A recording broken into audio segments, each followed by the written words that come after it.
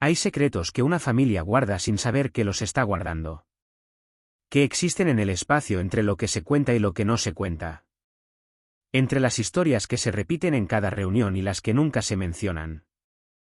Entre los nombres que aparecen en las conversaciones y los que han desaparecido de ellas sin que nadie explique exactamente cuándo ni por qué. En mi familia había un nombre que nunca se mencionaba. Tardé 32 años en entender por qué. Para contaros lo que descubrí necesito primero contaros quién era mi abuelo. No el abuelo del secreto. El abuelo completo. Porque las personas que guardan cosas enormes durante décadas no son solo lo que guardan. Son también todo lo demás que fueron durante todos esos años. Mi abuelo se llamaba Esteban. Era de esa generación que construyó su carácter en circunstancias que no elegían y que producían personas con una dureza específica. No crueldad. ¿Dureza? La que viene de haber vivido tiempos en que la fragilidad tenía costes que la generación siguiente no puede imaginar completamente porque no los vivió. Había construido su vida con trabajo constante y con la lealtad feroz a su familia que tenían las personas de su tiempo. Lealtad que no siempre se expresaba en palabras. Que se expresaba en presencia. En las decisiones tomadas para proteger lo que era suyo. En los sacrificios que nunca se nombraban como sacrificios porque nombrarlos habría implicado esperar reconocimiento y él no era de los que esperaban reconocimiento. Conmigo tenía una relación que era de las más importantes de mi infancia. Los veranos en su casa. Las tardes en su taller. Las conversaciones que tenían la calidad específica de las que se tienen con alguien que te habla como si fueras más mayor de lo que eres porque te respeta suficiente para no simplificar las cosas. Nunca me habló del nombre que faltaba. Nunca noté que faltara un nombre hasta que tuve la edad suficiente para notar lo que falta. El nombre era Rafael. Lo encontré por primera vez en una foto vieja. Tenía quizás 12 años cuando rebuscando en un cajón de la casa de mis abuelos encontré un sobre con fotografías antiguas. En una de ellas aparecía mi abuelo joven, con un grupo de personas que reconocí parcialmente, y junto a él un hombre de su misma edad con un parecido que no necesitaba que nadie me lo explicara. Le pregunté a mi abuela quién era. Se quedó en silencio durante un momento que fue más largo de lo que requería una pregunta simple. Me dijo que era un conocido de cuando eran jóvenes. Que había muerto hace mucho tiempo. Que no había nada que contar. Guardé la foto. Guardé también la forma en que mi abuela había respondido. Con ese instinto de los niños que aprenden a leer lo que hay debajo de las respuestas de los adultos. Los años siguientes el nombre Rafael apareció de forma esporádica y siempre con la misma cualidad. En conversaciones que se cortaban cuando llegaba a cierto punto. En la forma en que mi abuela cambiaba de tema cuando algo se acercaba demasiado a ese territorio. En el silencio específico de mi abuelo en las pocas ocasiones en que alguien lo mencionaba antes de que la conversación se redirigiera hacia otro lugar. Lo dejé estar durante muchos años porque la vida produce suficientes cosas propias para que uno no persiga los misterios familiares de forma activa. Pero no lo olvidé. Cuando mi abuelo enfermó volví con más frecuencia. Los últimos meses fueron de los que producen conversaciones que no habrían ocurrido de otra forma. Con la enfermedad eliminando los filtros que la salud mantiene en su lugar. Hubo una tarde. Mi abuelo estaba en su sillón favorito. Yo estaba sentado frente a él. Habíamos estado hablando de cosas ordinarias con esa calidad de las conversaciones que importan precisamente por su ordinariedad. Y entonces dijo un nombre. Rafael. No como parte de ninguna conversación que hubiera llevado hasta él.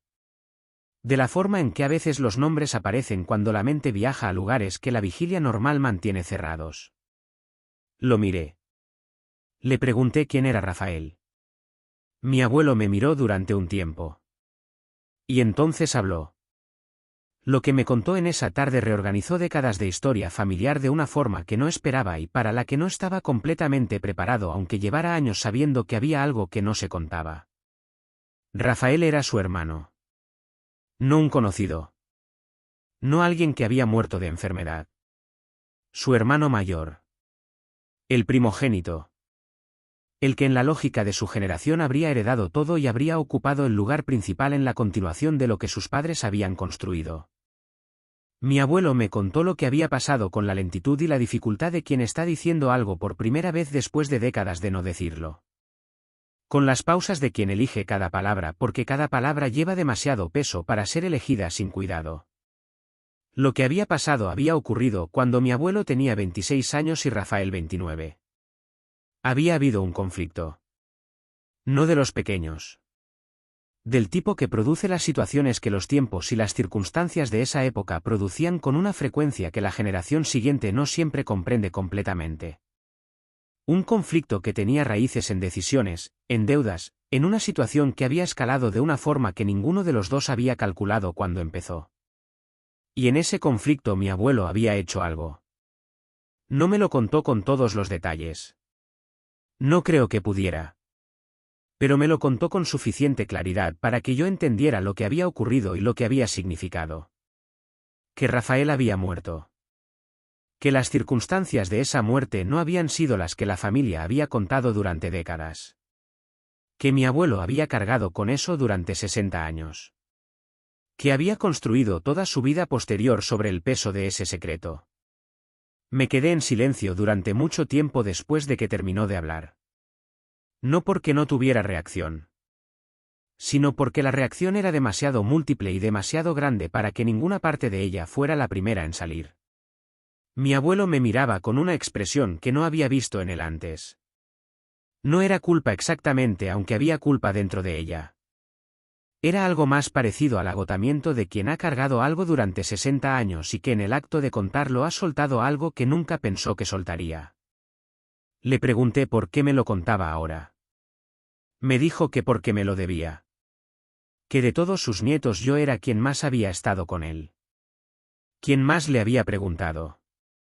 Quien más había notado lo que faltaba sin que nunca tuviera el valor de responder completamente a lo que notaba. Que no quería irse sin que alguien de su familia supiera la historia completa. Que guardarlo para siempre le parecía una segunda injusticia sobre la primera. Que Rafael merecía que alguien lo recordara con su nombre verdadero y su historia verdadera. Mi abuelo murió 6 semanas después de esa conversación. Me dejó con algo que no había pedido y que no sabía completamente qué hacer con ello. Lo que siguió fue uno de los periodos más complicados de mi vida en términos de decisiones que no tenían respuesta obvia. Había una familia que no sabía. Mi padre. Mis tíos. Sus hijos. Personas que habían construido su identidad sobre una historia familiar que tenía una versión diferente a la que yo ahora conocía. Que tenían derecho a esa historia, pero que recibirla iba a costarles algo que no habían pedido pagar. Había también la pregunta de Rafael. De su familia si había tenido alguna. De si había descendientes que no sabían que existía una historia que les pertenecía. De si el silencio de 60 años había borrado algo que merecía no haber sido borrado. Tardé meses en decidir qué hacer. No porque no supiera que la verdad merecía salir, sino porque entender cómo hacerla salir de una forma que respetara a las personas que iban a recibirla era más complicado que simplemente decirla. Hablé primero con mi padre. La conversación fue de las más difíciles que he tenido con él. No porque mi padre sea una persona difícil, sino porque lo que le estaba diciendo reorganizaba su comprensión de su propio padre de una forma que ningún hijo espera tener que procesar. Mi padre escuchó. Con el silencio de quien está recibiendo algo demasiado grande para responderse en tiempo real. Cuando habló me preguntó si yo creía que lo que mi abuelo me había contado era verdad. Le dije que sí. Que la forma en que lo había contado no tenía la cualidad de la confusión ni de la distorsión. Que tenía la cualidad de algo que había existido durante 60 años sin ser dicho y que cuando salió con la claridad de las cosas que se han guardado con demasiado cuidado durante demasiado tiempo. Mi padre necesitó tiempo. Mucho tiempo. Para procesar. Para integrar. Para encontrar la forma de seguir siendo el hijo que había sido de un padre al que quería con la complejidad de quien ahora sabe cosas que antes no sabía. Los demás miembros de la familia recibieron la información de formas distintas. Algunos con la negación inicial que producen las cosas que reorganizan demasiado. Otros con una honestidad que les permitió procesar más rápido aunque no sin dolor. Otros con el silencio de quien necesita tiempo que nadie puede darle porque ese tiempo es suyo y de nadie más. Rafael tenía descendientes. Los encontramos. No de forma inmediata ni simple. Pero los encontramos. Personas que tenían su propia versión de lo que había pasado con su antepasado. Una versión que también tenía huecos y silencios y preguntas sin respuesta.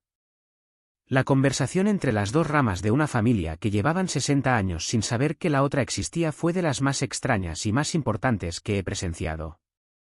No produjo resolución limpia. Estas cosas raramente la producen. Pero produjo algo que no había antes.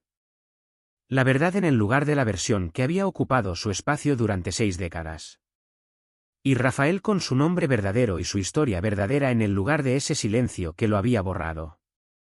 Lo que aprendí de todo ese proceso no cabe en ninguna lista ordenada porque es demasiado y demasiado múltiple. Lo que sí puedo decir es esto. Mi abuelo cargó con algo durante 60 años que lo fue cambiando de formas que ninguno de nosotros podía ver completamente porque no sabíamos lo que cargaba. Que el peso de ese secreto organizó silenciosamente partes de quién era y de cómo se relacionaba con el mundo que nosotros habíamos aceptado como simplemente su forma de ser sin saber que había algo debajo. Que decidir contármelo al final fue probablemente la decisión más valiente que tomó en su vida. No porque fuera fácil, sino porque requería soltar algo que había estado sosteniendo durante 60 años y que soltar producía consecuencias que él no podría controlar. Lo soltó de todas formas. Y yo recogí lo que soltó con el cuidado que merecía. Porque era lo único que podía hacer con algo así. Eso es todo. Gracias por escucharme.